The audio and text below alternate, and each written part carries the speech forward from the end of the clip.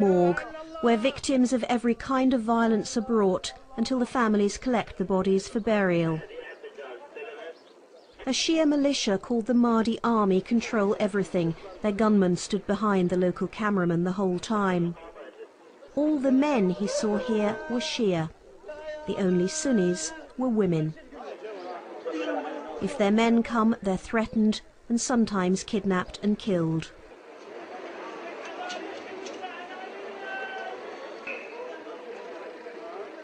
And the morgue isn't the only place in Baghdad ruled by the Mahdi army.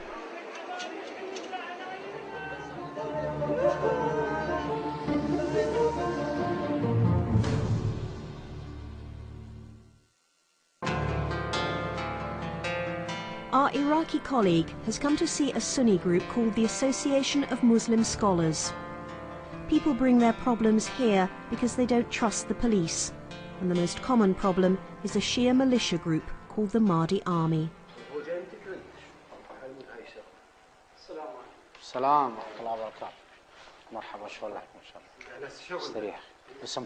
Hamid is a Sunni living in a mixed area, but the Mahdi Army have given his family 2 days to leave their home or they'll be killed.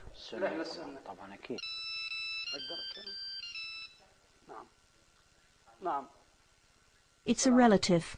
There's a problem with the driver they've hired to go and collect the furniture from their house.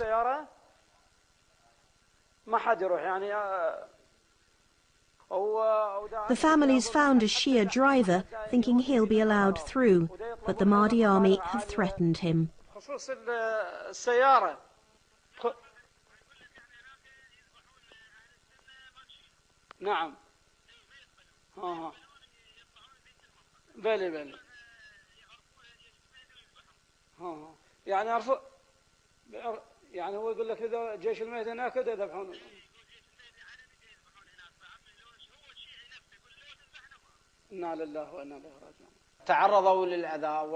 They harm people, burn houses and threaten the citizens, but they always get through the checkpoints under the nose of the army and the police. That's why I say these violations take place with the blessing and the participation of the government. That's why we place responsibility on the government. Another call, same problem. A woman asks the Sheikh if he'll notify the Americans that her family has been attacked by the Mahdi army. احنا ما نفاتح الامريكان بهذا الموضوع، احنا بالنسبه لنا نحل الموضوع بطريقه اخرى لا علاقه الامريكان بنا، لانه سبب المشاكل وسبب المصايب اللي حلت بنا هي سببها الامريكان. The Sheikh gave us dozens of videos. His association is logging all the crimes. Here, 36 Sunnis had been rounded up by the police for no obvious reason apart from living in a mixed neighborhood. They were found with their faces disfigured by acid. صار اسبوع انا اخوه من ذيك هذا الساعه بالثالثة ونص الفجر اخذوهم من البيت. شلون التيارات اللي اخذتهم؟ بهبهانات لابسين سراويل وقوات خاصه. Killing doesn't seem to be enough. The death squads also want to terrify those left behind. جبار مطلق احد الضحايا آثار تعذيب في الراس في الجسد مكسرين الاسنان ضربات في كل مكان من الجسد الراس محطمه الجمجمه العيون مفقوعه الاذن. He was among 14 farmers arrested, all Sunni, as a reprisal for a car bomb which had killed many Shia. This continuous cycle of sectarian violence now affects almost everyone you meet.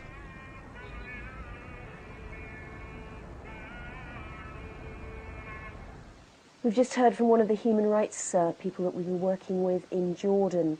His family are still here in Baghdad, and this morning his brother was kidnapped. He was actually pulled off a bus by the Mahdi army, and they've told the family that they've taken him for interrogation.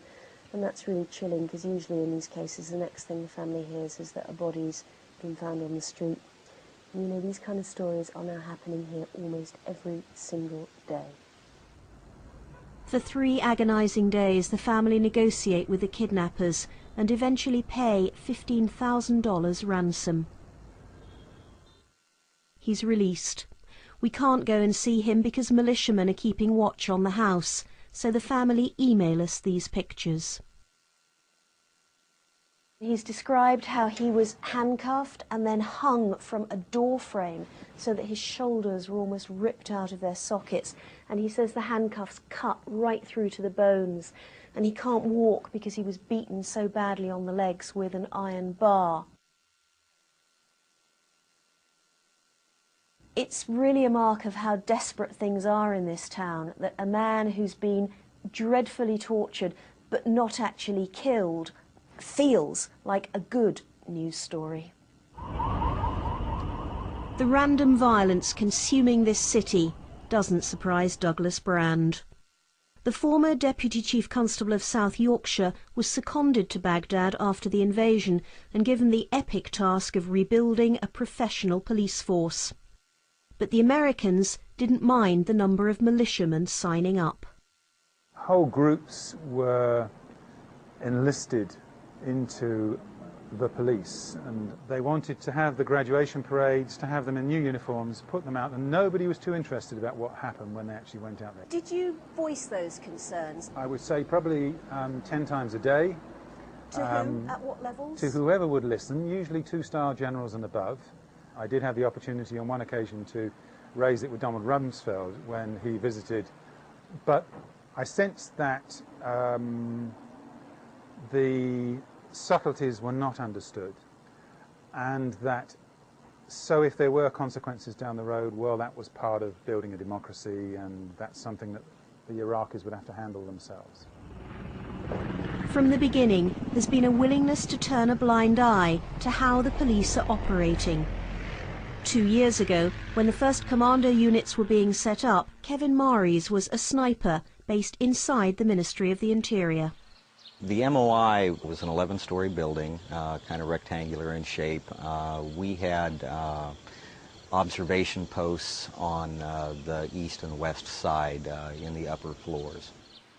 He took pictures through his telescopic sight as the police brought prisoners into a ministry compound below him. They were forced onto their knees. Their shirts were stripped off their back.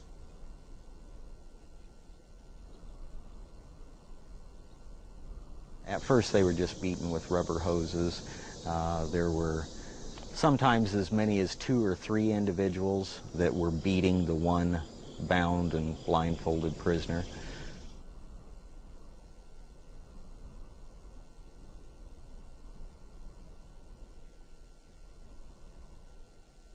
As time progressed and they worked their way through people, the beatings got more severe.